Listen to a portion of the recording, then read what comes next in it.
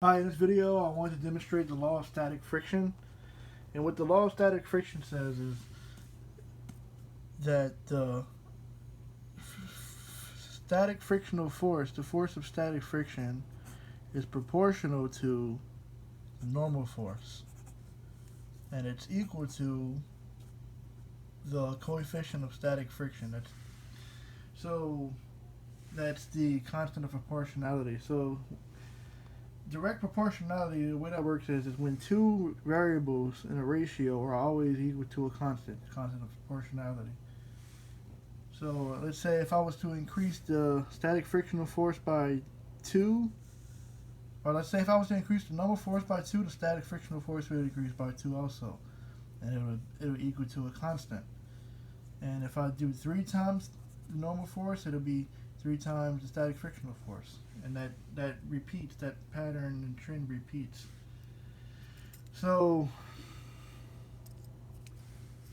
what I'm going to do to demonstrate, well, first let me explain what the static frictional force is.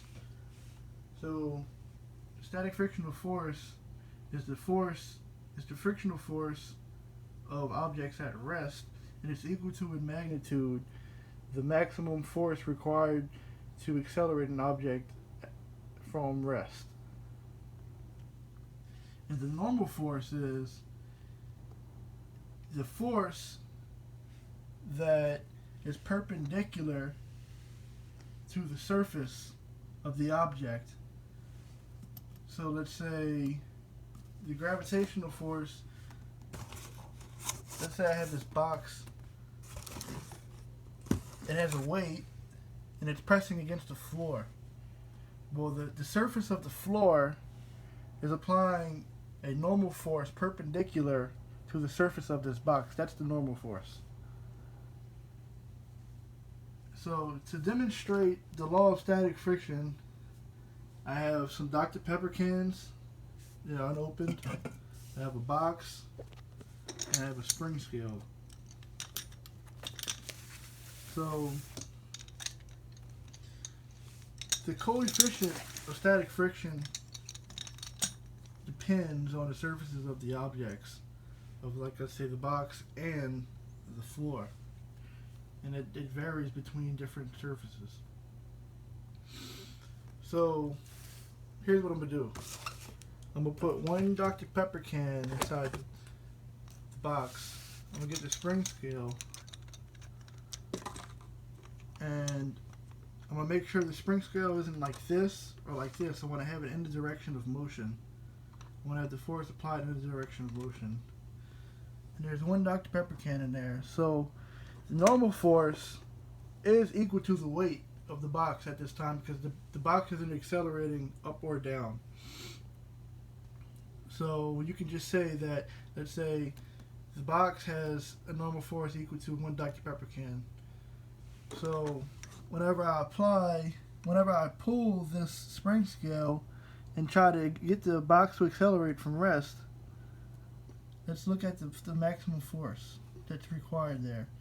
I think it's going to be about 100.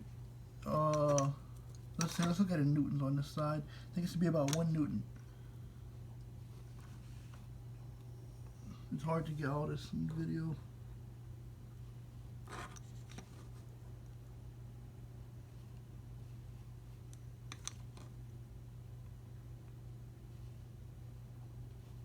About 1 newton. The box started moving at about 1 newton. So whenever I double the mass and double the normal force, double the weight, and I double the normal force of the box, on the box, it should be double the static friction force resisting the force that I'm pulling on the box with. That maximum force. And it should be 2 times greater than the force that I just applied. So let me try and get this on camera.